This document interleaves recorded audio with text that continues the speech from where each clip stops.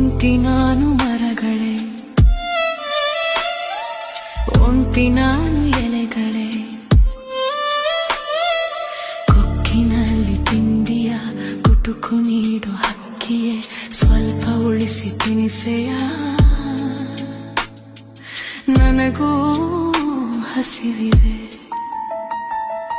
ಕಾಣೆ ತಾಯಿ ಲಾಲಿಯ, ಕಾಣೆ ತಂದೆ ಪ್ರೀತಿಯ.